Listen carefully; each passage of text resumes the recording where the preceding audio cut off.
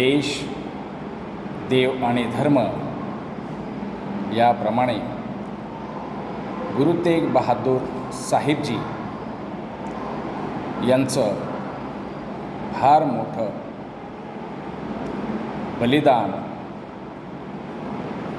धर्मासाठी, धर्मरक्षणासाठी झालेलं आहे.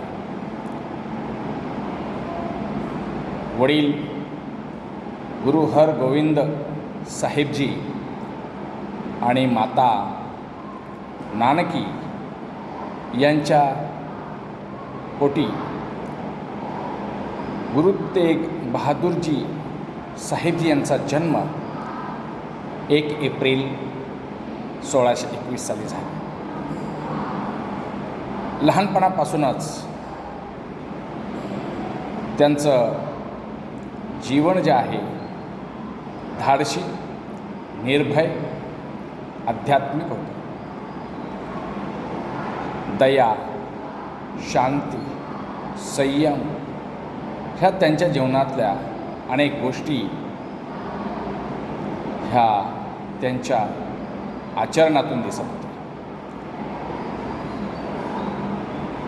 आणि त्यांच्या जीवनातला सगळ्यात महत्त्वाचा भाग म्हणजे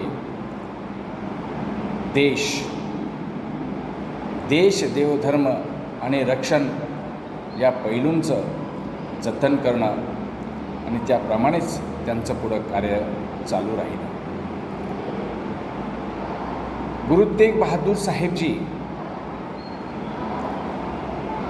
हे देशाच्या, धर्माच्या रक्षणासाठी नेहमी पुढे असायचे. अध्यात्म हा त्यांचा आवडीचा विषय होता. ज्यावेळी काश्मीरी पंडितावर अन्याय झाला, काश्मीरी पंडितांना त्या ठिकाणावरून मारलं जाऊ लागलं, अत्याचार होऊ लागला, त्यावेळी ते काश्मीरी पंडित गुरु तेग बहादूरजी यांच्याकडे आले. त्यांच्यावर झालेला अन्याय, अत्याचार त्यांना कथन केला. त्यावेळी त्यांनी मनोमन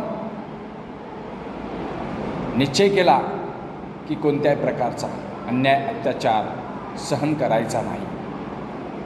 आणि काश्मीरी पंडित ही आपले बांधव आहे. हिंद दी चादर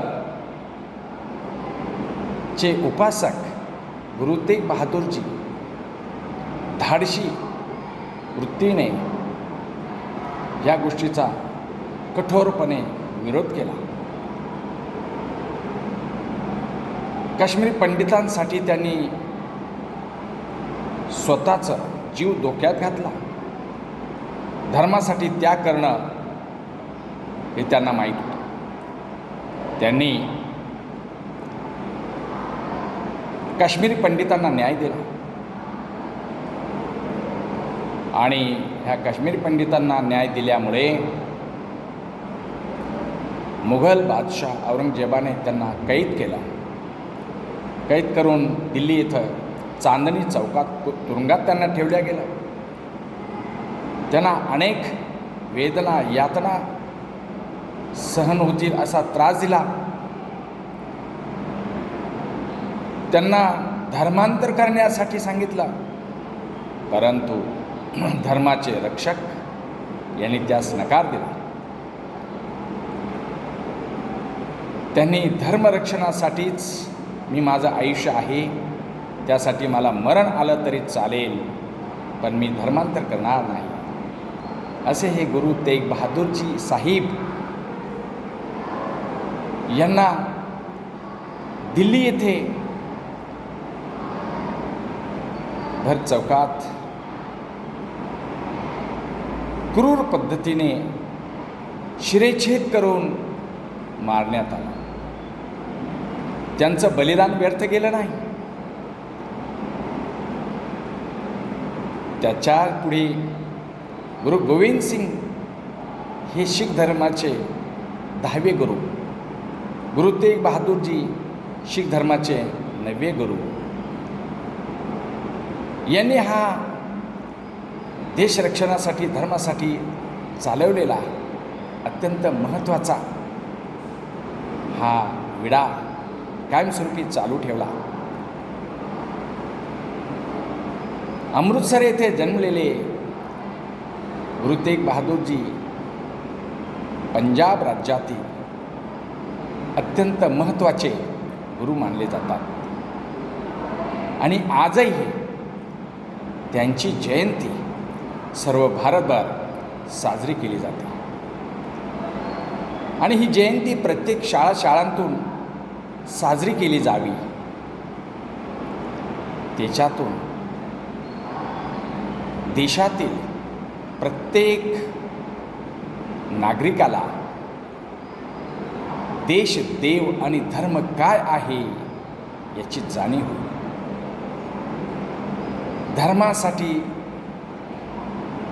प्राणत्याग करणारे असे गुरु तेग बहादूर सिंगजी यांचा मृत्यू 1675 साली झाला. पण त्यांच्या प्रेरणेतून संपूर्ण देशामध्ये देश, देव आणि धर्म याविषयीची लाट अगदी वेगाने पसरली. खरोखर आपणही विद्यार्थी म्हणून